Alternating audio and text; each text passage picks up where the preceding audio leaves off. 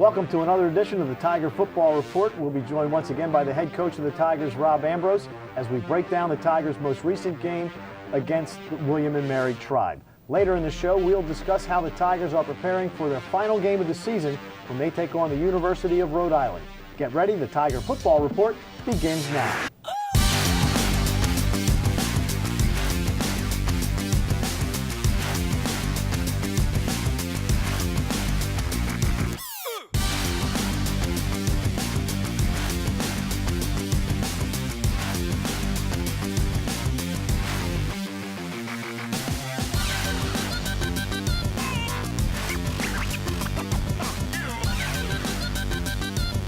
Hello, Tiger fans, and welcome into the Towson Sports Network studios for another edition of the Tiger Football Report.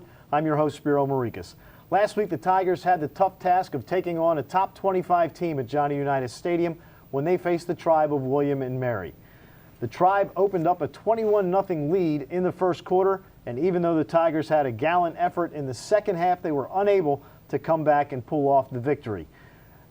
The problem, Coach, as we go into it, is the worst nightmare for a football team, and that is turnovers. And unfortunately, the Tigers had 4. Not only do those turnovers give the other team opportunities to score, they take away opportunities for you to score. Yes, 4 different times, and driving, red zone, and all those ended up in points for them. I'm a simple math guy, English major at heart, and I actually said out loud, I don't really get it, but 16 points that's how many points they scored off the turnovers. What's that subtracted from the total score? The kid's like 21. Right? So 4 minutes left to go in the game, 21-14, and we're playing all right against the top 25 team. All we got to do is not turn the ball over. It's really a simple game. And I will counter that by saying, well, yeah, they got 16 points off of turnovers, but you guys could have gotten 14 points off of those. You were driving twice when you turned the ball over. You could have had a 28-21 lead going into the final few minutes of the game. If and ands were pots and pans, we'd all be cooking. And, I have great respect for William and Mary in the program, and they're definitely on the upswing. They're a much better offense than they've had in the last couple of years. And, again, good defense, solid defense. Got some All-Americans on that team and the wide receiver and the defensive end position, and these are no-brainer All-Americans. So they're going to have a chance to make a run at it. They really are. They're healthy enough to make a run. And Coach Laycock and I had a long conversation. It's a great relationship that he and I have that started way back when I was a student athlete, a high school graduate. And he knows. He's been around the business long enough, and that margin for error in the league is small, and injuries don't help. And then there's the morale thing, and every little thing falls. So yeah, it was a tale of two halves. And if we could erase the turnovers, but we can't, we would have had a better day. We interview you at halftime during the broadcast, and I have to say that every game that you've done, I don't think you were ever more upset than you were coming off the field at the end of that first half on Saturday. That's a very nice way to put it. Upset. Yes, I was. I was very upset, disappointed, and probably some other things that are on a more intense level. Went back and looked at it, and I knew it was bad, but I didn't know how bad till the game was over. They ran 11 plays. In 11 plays, they scored 14 points and had 120 yards of offense at an average of 10.9. It took us 7 plays to stop giving up 10-plus yardage on a play. So defensively, it is legitimately the worst start that I've ever been a part of as coach. I made some statements as to that wouldn't happen again, and it certainly wouldn't happen in the second half. And to the kids' credit and to the staff's credit, we were a different football team defensively in the second half. With all those turnovers, they really could have been a lot more points if we hadn't played as tough as we did defensively. Ended up giving up field goals and not touchdowns, and gave us a chance to win the fourth quarter as a team, and that was not pretty. You look at this team, and early on in the season, you were not turning the ball over at all. I think it was the 4th game of the year before you had your first turnover of the season. What's been the difference between early in the year and now? William and Mary, 4 in 1 game. Pressing, the kids want to get a win. They want to get a win against a quality opponent. They want to get a win to keep. There's all kinds of things. You got to get to 500. There's the break the record for the most wins in school history in a 4-year period. There's senior day, which there was a lot of pressure the kids put on themselves for that one. So, yeah, little things here and there, and when you press, you make mistakes. It's your confidence and your comfortability that allow you to play at a high level. And when you're trying to play outside yourself, you make mistakes. The one turnover, Derek, I don't want to point Derek out, but that was a case of a guy trying. I mean, he had a nice return up to about the 38-yard line, and he was fighting for more yardage when the ball stripped, where a lot of guys would have just gone down Sure. and said, okay, I got to the 38-yard line, I've done my job. He was fighting for more yardage. Can't believe I'm going to say this, but consider, I played with what was one of the best kick returners in the NFL, and played with, at the time, the best statistical kick returner when I was in school, and Julian Blair. You're talking about the best kick returner in the history of the school, and he's been amazing. But when he has pressed and steps outside himself, he's lost that small level of discipline that makes you hold on to the football, secure it completely until it's done. It's been his Achilles heel. He's done a much better job this year. He's learned his lesson in the past, and you can only imagine how many more yards and how many more touchdowns he would have had if he'd have never put the ball on the ground. Well, he has it. 5 returns, 4 kickoffs, 1 punt. It's been a tremendous career for Derek. And you look at your seniors that played their final game in Johnny Unitas Stadium this last week. Ryan Dallaire, who came from UMass. Ty Smith, who has been just phenomenal for you from day one. It's sad for you, isn't it? I mean, I know you and I talk about it every year, but these are guys that have been with you for a long time, and you're never going to see them in a Tiger uniform at Johnny U again. It is hard. It really is. And it's hard, and not just the guys that you talk about, like Dallaire and Ty, they have great careers and they're all Americans and stuff, but all of them. Because every one of these kids was here when it was bad, and every one of these kids was part of the process that built it back up again. And they've rode the lowest of the lows and the highest of the highs at the Division I level. And they have a hand. They've left a footprint in some way, historically, in this program, that they've helped build us to a notoriety that we really have never had at this level. And how can you not love them? They made sacrifices. They bought in on a dream. They bought my words. I mean, Right. Really, that was it, on a word. They didn't have anything else to go on. They've worked so hard for each other and in the name of this institution. They have sacrificed in the name of this institution. And if you can't love somebody like that, man, you got problems. So the Tigers finish up their home schedule. We'll talk about Rhode Island in a couple of segments as the Tigers will finish the regular season against the Rams. But you go back and you look at this year, and some would say, well, it's been a lost year. But it really hasn't, because you've gotten a lot of young guys have gotten a lot of game experience this season. Not maybe the way you planned, but by necessity. Yeah, and there's some old saying somewhere that says a loss isn't, you didn't lose as long as you learned. And the learning done here is amazing right now, and I think it's going to bode very well for the future. So the Tigers will finish up the season next week against Rhode Island. We have to step aside for a quick break, but when we come back, we will break down some of the Tigers who had some very good individual performances against William & Mary a week ago, and then later on we will look into the game against the Rhode Island Rams.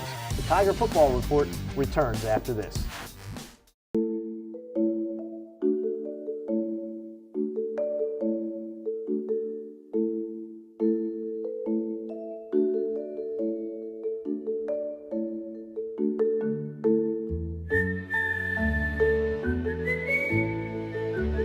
Virtual Wallet can help you be that person who's good with money.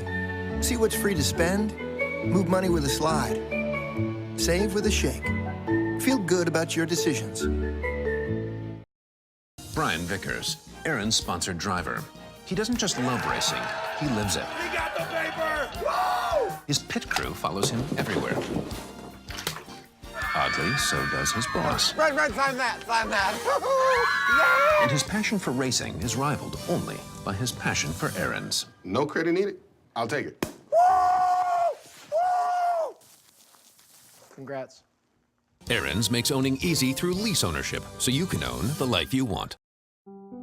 You'll find it on the sidewalks of Little Italy and on the porches in Catonsville. You can see it when friends meet in Mount Vernon. It's pride. Pride in our city, pride in our people. That's why MedStar Health is building the most accessible healthcare system in the region to look after everyone from Lutherville to Locust Point. So no matter where you go, no matter who you are, you're never far from MedStar. White Market's ice cream plant is based in Sunbury, Pennsylvania, and it's locally owned and operated. We've been making our ice cream for nearly 50 years. We create roughly 70 flavors of ice cream right now. We use local ingredients, especially our cream, which is from our milk plant. The cream is what gives our ice cream a rich and creamy texture. Now, together with our customers, we've created a product called Peanut Butter Indulgence, which will be coming out this summer. It's a peanut butter ice cream with sea salt caramel swirl, chocolate-covered pretzel. How could you go wrong with that? Personally, I love our ice cream. You come to our house at any given time, you'll find at least 5 packets of ice cream in our freezer. Our kids grew up eating Wise quality ice cream, and now we get to treat our grandchildren to it. It's been a pleasure for me to be tasting ice cream for over 40 years to Wise Markets, and I'm loving every minute of it. Welcome back to the Tiger Football Report. I'm your host, Spiro Marikas, joined by the head coach of the Tigers, Rob Ambrose. And coach, this week your senior sophomore rushing sensation, Darius Victor, continued his onslaught of opposing defenses as he ripped through a very, very good William & Mary defense for 136 yards and his 11th touchdown of the year. Darius is now in the top 10 on the Tigers' all-time list of leading rushers in school history. Can you think of anybody else at Towson who runs with the style that Darius does? Oh gosh, I don't know if I can come up with anybody ever that runs in his real style. It's different. It truly is. It is, well, I'd be doing an injustice if I didn't say it was physical. He is the most physically punishing rusher I have seen in person in a long, long time. And the cool thing about that is he's just not a bull in a china cabinet. He's got great balance. And when he hits you, because you don't hit him, he hits you. When he hits you, after that, he finds a way to keep his balance and get more yardage. It's very, very rare that the one guy can make that tackle that stops him. Even if he makes the tackle, it's still another +1 or +2 because he's always moving forward. Yeah, I don't know how many times this year you run a play and Darius is not tall, so he gets lost in the crowd where you think the play is over, and the next thing you know, he's still moving and there's 4 more yards. You get to see it, we get to see it when he does it on the outside. But what's more interesting is it looks like a scrum. You can't see what's going on, and he's underneath everyone still going forward. And he's short, but he's still on his feet. It's not like he's crawling. So, he truly is different. It's a unique style. And to our guys' credit, we play to it. We don't ask him to do things he can't do, and we play to his strengths. You have had some great running backs in your careers as a coach. Here at Towson, you had Noah Reed, who was able to gain over 1,000 yards in a season. Obviously, Terrence West and the numbers he put up. But when you were at UConn, Donald Brown, who was a first-round draft pick by the Colts. Where do you compare Darius to guys that are in the NFL, in Donald Brown and Terrence West? Where do you see Darius in that mold? This is a little bit different. He really is, because he's so much shorter than everybody else. Normally the guys that are of his size in height are these scat guys, these 4'2", 40 guys, these jitterbug guys. You don't see David Meggett type. Yeah, but you don't see guys who short that are this massively physical. And he's built more like a fullback, but he's got a running back style. And he's incredibly successful. And only time will truly bear out where he would fit in that scale. I'm going to tell you, he's one heck of a college football player. When opposing defenses, let's say you were playing Darius. Ooh, yeah. What would you tell your guys? Go low. It's the only thing you can do. Try to get underneath of him. And for a guy who's 6'2", that's a hard thing to do, to get down that low to get under, because if not, he's going to break you in half, because it's about where he comes up to you. I'm serious, there's just no way around it. So he's really, really difficult. He's one of the hardest guys to tackle I've ever been around. And the other thing is I guess you would tell your guys, be prepared to get hit. Oh, there's no, you can't play with any fear whatsoever when you're playing him, because he's kind of like one of those guys, he'll smell it.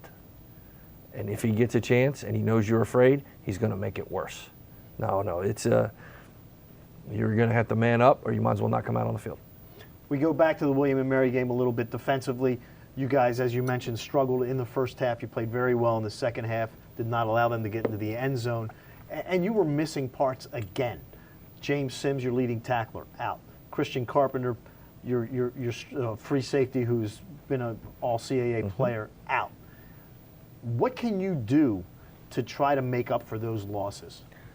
Well, it's what you do in practice and how you teach all year round that the guys that are going in are expected to understand, to know, and that you say from top to bottom for 97 guys, every one of them should be preparing to be a starter at their position no matter where they are on the totem pole, because you never know when your number's going to get called. And for the most part, that's what we do. Our guys do a really, really good job of being as ready as they can to step in when their number's called. Your offensive line, very young and has been very fluid this year due to injuries. You've played a lot of guys up there. How do you see where the line is now compared to where you were week 1 when you played Central Connecticut State? Oh, gosh. I tell you, for as beat up as we are right now, our experience, our knowledge, our confidence, and our self-belief in physical toughness, that stuff didn't exist during camp. These guys were, they were all full of swagger, bluster, and that's about all it was. Hot, cold wind, hot wind. But now they've been through the war. They've truly been through the war. They've seen their strengths, they've seen their weaknesses, they've worked on both, and they've come out on the back end. I'm looking at 2 tackles that are holding themselves together with rubber bands and sheer will. And these are the same kids that in summer camp were crying the blues that we practiced too hard and it was too hot and we shouldn't be. And now look, they're warriors. They truly are. They're tested. And the record's not going to be what we want it to be, but when we go back and dissect these games of what they were and what they weren't and how close we have been, all things considered, oh God, I feel so much better. This offensive line is going to be really good. How different will it be when you get to spring ball as compared to last year in spring ball? Last year in spring ball, we had 6 offensive linemen that could play. So it's kind of like it is right now, which makes things rather difficult. I've already done some preemptive general manager work on numbers. If my math is correct, and it's not usually always correct, but I'm pretty sure I did it right this time, there will be 17 guys that will be healthy and competing for starting jobs. Right now we have 6 guys that are healthy enough to play. So competition breeds success. There's going to be more competition in the offensive line than has ever been since I've been the head coach here. So all these guys all have experience, and now they're fighting they're going to fight tooth and nail soon just to have a job. So the Tigers, again, will finish up the season against Rhode Island. And as we get closer to this game on Saturday against the Rams, how much different is practice now than it was, say, the week before the West Virginia game or the week before the Delaware State game early in the year? It's different in style in that we meet a little bit more, we practice a little bit less. I can also tell you it's different because it's cold. It's really cold, and I'm saying it, and I spent 8 years in New England. It's cold right now, but then again, it's cold everywhere in America. So I think this is actually really great that it's been this cold, that it's allowing us to prepare for cold weather because it's clearly going to be cold in New England. And we've taken the pads off a little bit. We haven't gone full pads till game day, but we're still wearing shoulder pads, 1 for protective, and 2 because it's so cold, it's an extra layer and it would be helpful. So the Tigers will take on Rhode Island, and we will come back and break down that game against the Rams. Before we go, let's first take a look at this week's Tiger Tidbit presented by Under Armour. Did you know that the Tigers' senior wide receiver Spencer Wilkins has 125 receptions entering the Rhode Island game? That puts him in the top 20 all-time in the Towson receiver list.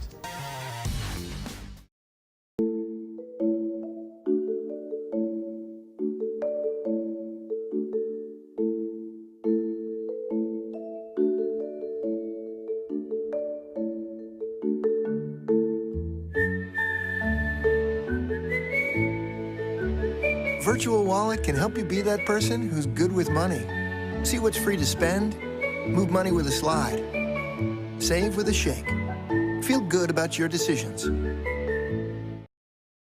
Brian Vickers, Aaron's sponsored driver.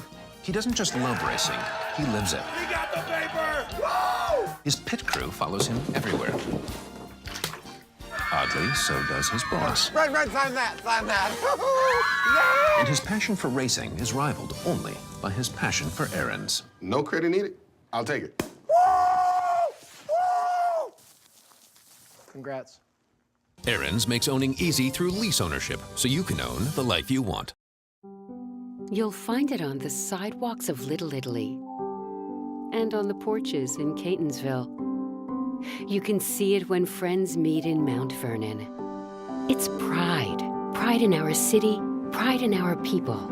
That's why MedStar Health is building the most accessible healthcare system in the region to look after everyone from Lutherville to Locust Point. So no matter where you go, no matter who you are, you're never far from MedStar.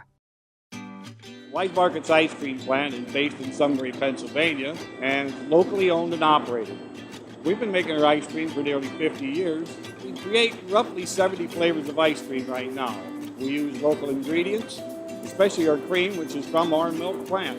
The cream is what gives our ice cream a rich and creamy texture. Now, together with our customers, we've created a product called Peanut Butter Indulgence, which will be coming out this summer. It's a peanut butter ice cream with sea salt caramel swirl, chocolate-covered pretzel. How could you go wrong with that? Personally, I love our ice cream. If you come to our house at any given time, you'll find at least 5 packets of ice cream in our freezer. Our kids grew up eating Wise quality ice cream, and now we get to treat our grandchildren to it. It's been a pleasure for me to be tasting ice cream for over 40 years for Wise Markets, and I'm loving every minute of it. Welcome back to the Tiger Football Report. I'm the voice of the Tigers, Spiro Maurikas. This week, the Tigers will head to Kingston, Rhode Island for a matchup against the Rams. Last time the Tigers traveled to URI, the CAA championship was on the line for the Tigers. Unfortunately, this week's game doesn't have that carrot dangling with it. But, Coach, even though you know your season is coming to an end on Saturday, this Ram team has not won a football game, and you know darn well they do not want to end the season without getting a W. No, and I've been there before. I know what that's like. And to be honest, it's a conference game. So you can pretty much throw the records out the door all the time. You can't think about what happened previously. It's going to be a hard-fought game. They're a physical football team. They're playing at home. And if you go look at the scores of some of their games, they've taken some of the best teams in the country all the way to the fourth quarter and very, very tight. They got snake-bitten by some injuries along the way, and they're just doing their best to finish it well. But it's going to be their senior day, too. There's a lot to play for on both sides of the ball. They have a new coaching staff. You know what that's like, stepping in, taking over a program, and that first year. You can have a lot of difficult times, let's put it. Oh, sure. And it's transition. It's a reason that the word is transition, and it comes with mental connotations for anybody who actually says the word and hears it. And they've had some really interesting highs. They've had some really bad lows, and it goes along with the ebb and flow of a transition. But as you see them through the season, despite their record, you can see them getting better. They're getting more consistent in their play. The guys understand their roles a little bit better, and the result isn't a win, but as a coach, you can see them getting better. Rhode Island has only averaged 12.5 points per game offensively. They've used a couple of quarterbacks. Nobody really has any gaudy numbers for them on an offensive standpoint, but you know, they are a Division I football team, and they can be dangerous. What do you see from them offensively when you look at the film? They're multiple. They're physical, and they have some dynamic players, especially on the perimeter. And they do a very, very good job of finding ways to get them the ball. And no matter what injuries occur, those guys have a little bit of the same mentality too. You see an interesting, and I haven't seen this out of them before, a next man up mentality, and they don't really miss a beat. So it's going to be our job to contain this and not give up the big play. I think if we can hold them from big plays and make them drive, we should be okay. You guys come in at 4-7. They come in at 0-11. Some people may look at that and say, you know, the 0-11 team may have more motivation than the team that is 4-7. How do you keep your team prepared and ready to go to play this final game? Well, I'd say that we've put some things in the way in a mental capacity, in that everybody talks about finishing, okay? But you don't want to be the guy that just barely crosses the finish line. You want to be the guy that crosses the finish line, looks around and goes, man, I could keep going. And there's a part of our team that has gotten to this point that the ones that are healthy enough to keep playing, they're kind of like this, like, all right, we get it now. We can play. We can play. Let's do this. So we don't want to finish. We want to finish strong. And that's one of the things we're holding on to. And again, there's some seniors in there that are never going to play again. So this is going to be an emotional day for both teams. Do you ever sit and talk to your teams or to your players and say to them, you realize you're probably only going to step foot on a football field 50 times in your entire college career? Make sure every one of those 50 count. when we start the recruiting process, I'm the bucket of ice water. When I tell them that what they don't think about is one day they will stop playing football. Now, the minute you fall in love with the game, you never think forward like that. As a player, you never think forward. You basically think you're going to play forever. It never crosses your mind.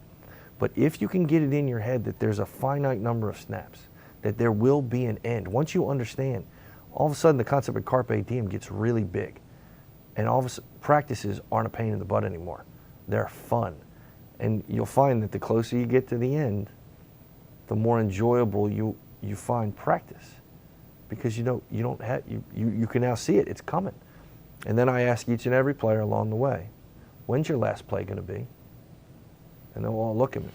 And I'm the poster child for you never know when that's going to happen. So you combine those two things together, you make sure that you squeeze every ounce of juice out of every snap you can ever play. Because one day, it's all over. Yeah, I was going to bring that up. Your personal story that many people may not know is you came here to Towson, you played, you got hurt, your career came to an end because of injuries well before your 4 years were up.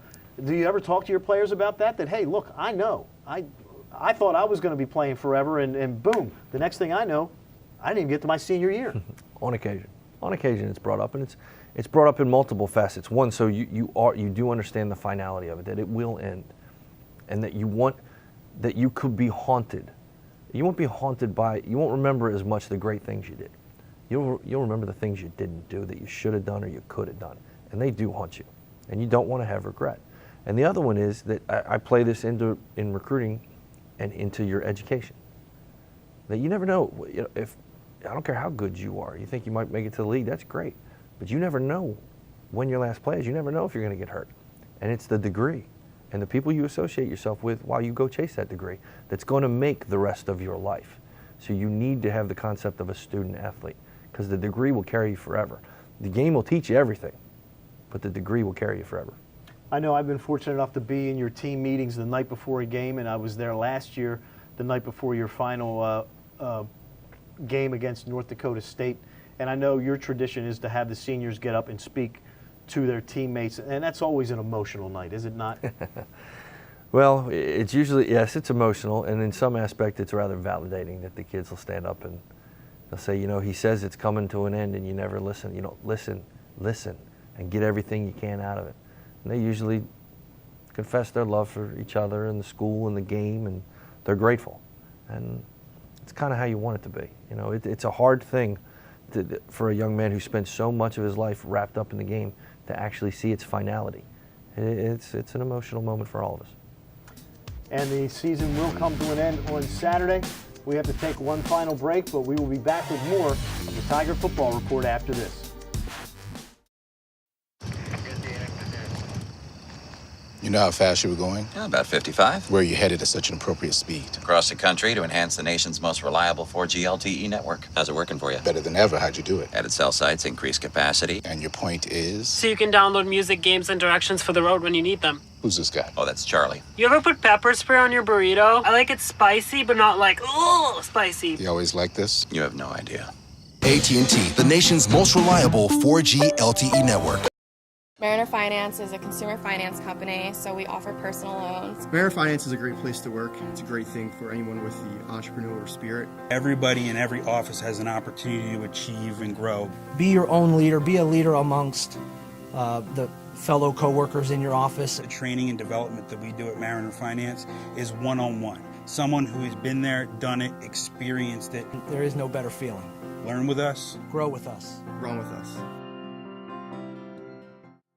Brian Vickers, Aaron's sponsored driver. He doesn't just love racing, he lives it. We got the paper! Woo! His pit crew follows him everywhere. Oddly, so does his boss. Red, sign that! And his passion for racing is rivaled only by his passion for errands. No credit needed. I'll take it. Congrats. Aaron's makes owning easy through lease ownership, so you can own the life you want.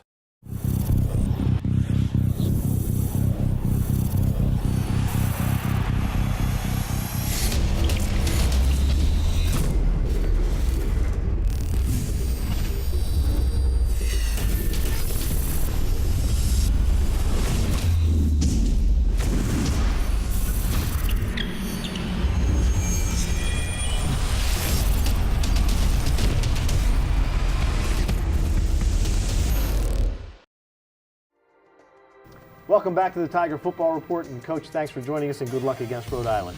Thank you, sir. I appreciate that, and I hope some of us make it up to the Great White North to come see the last one. Unfortunately, some of us will not. As we have mentioned, the Tigers will be on the road for their final game of the season. Kickoff is set for 12:30 p.m. You can hear it live and for free right here with Stu Johnson and Gordy Combs. Coverage starts on the Towson Sports, on TowsonTigers.com at 12 o'clock and on CBS Sports Radio 1300 at 12:15. Remember, you can listen to all the Tiger action from wherever you are on your smartphone or your tablet by visiting TowsonTigers.com in your browser. That's going to do it for this episode of the Tiger Football Report. For Rob Ambrose, I'm Spiro Marikis, and we'll talk to you real soon.